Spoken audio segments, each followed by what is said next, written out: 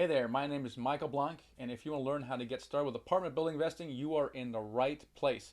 In today's episode, I'm going to talk about the instance when you might want to overpay to get into an apartment building deal. So, we're taught that we should never underwrite a commercial real estate deal based on future performance, always on actuals.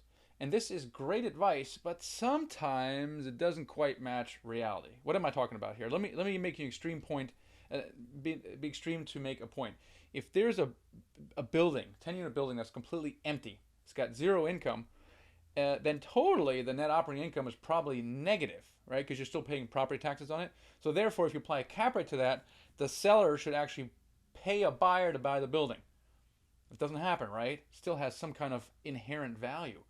So how do you reconcile that? What do you do about that when you have a building that's got problems, the value add deal of some sort, and the normal rules start breaking down? I mean, let's suppose that the rents are 20% below market, or let's say the vacancies are 25%, and it's got some kind of problem with it, right? So when you go into it, your cash on cash return is going to be low. It's going to violate all kinds of rules and set off all kinds of bells, right? So, but what if you think that within 1 or 2 years you can add significant value to that? So, in other words, you might actually have to overpay to get into a deal.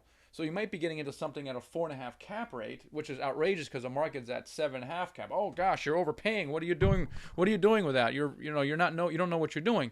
Well, it's true. You may not know what you're doing, but in the case of you're buying something at a 4.5 cap, and it's got problems like I just described, when you actually fix those problems upon stabilization, you actually make your overall return, and it could be very, very attractive.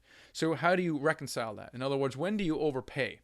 I have 4 instances or rules of thumb to guide you when you should overpay and when not to. So the first rule of thumb is don't be too greedy or too proud.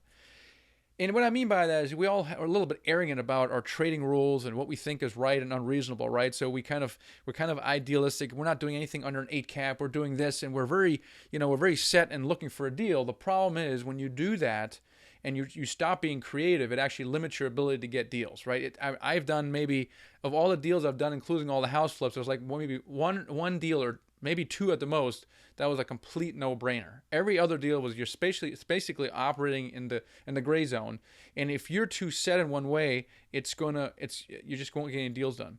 So rule number 2 is let your investment criteria tell you how much you can overpay. And what I mean by that is you really want to model a situation and determine the average annual return. So if the cash on cash return is very low because you're fixing a problem, but how does that jive with the cash on cash return in 3 years, or when I sell for a profit because I'm forcing appreciation, right? So get yourself a good financial model, and I have one available. Just search Syndicated Deal Analyzer, and it's very affordable, and it very quickly tell you what is the average annual return of a deal. So let your investment criteria look at the overall average return to tell you how much you can overpay.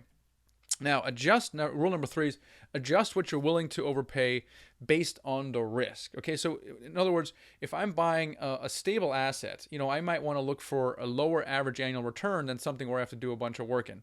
So that, again, if your normal deal, let's say you're looking for a 12% average annual return for the investors, and now you're getting a deal that's 30% vacant and a bunch of renovations need to be done, you got to do much more work, well, then your line in the sand might be something more like 15% average annual return. So for the additional risk, the investor should actually make more money. So again, adjust your line in the sand if you're going to do a value add deal. Number 4, you can overpay if you get terms. So sometimes I'll get a seller 2 scenarios. One is a all cash offer, which is going to be lower, or if the seller is willing to hold a note or do some seller financing, I will actually increase the purchase price and possibly even give an asking or above asking because I'm getting terms from that person. So and again, that all flows into what is the average annual return if you get a mortgage or a seller finance mortgage. Because you're using more leverage, it actually increases your returns, which means you can increase your price. So understand that as well. But when you get terms from a seller, you can actually, quote, overpay, become more competitive. So while it's definitely more conservative to underwrite deals based only on actual performance and sticking to the 8% cap rate or wherever it is, certain value add deals allow us, nay, force us to overpay, because otherwise, if we don't, then we never get into any kind of deal. And in fact, even if we do that, even if we quote overpay, we can actually still make fantastic returns. So as long as it meets your investment criteria, your overage annual return, don't be too proud or too greedy or too set in your ways. Otherwise, you might not even get into any kind of deal. Now, for all those of you who disagree with me, that's fine. Let me hear from you below or wherever this video is. There's, I'm sure, a comment box, and just let me know what you think about that. Love to hear from you. If you're interested in finding out more about apartment building investing, make sure you go to my website, themichaelblanc.com. And especially if you're interested in analyzing deals and more information about that, there's an ebook I have all about the 10-minute offer and analyzing deals, and that's at themichaelblanc.com/analyzer. So THE Michael BLANK /analyzer, and you get to the ebook download page for that one. All right, guys, appreciate it. Thanks for your time and attention.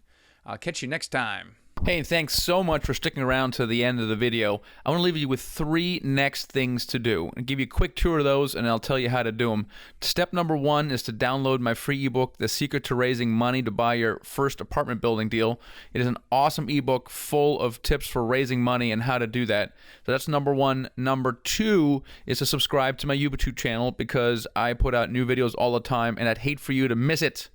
And number 3 is to watch the next video in line. All right, so what you're going to do is you're going to click on the first thing, which is to download the ebook. That'll open up a new tab. The video will stop playing.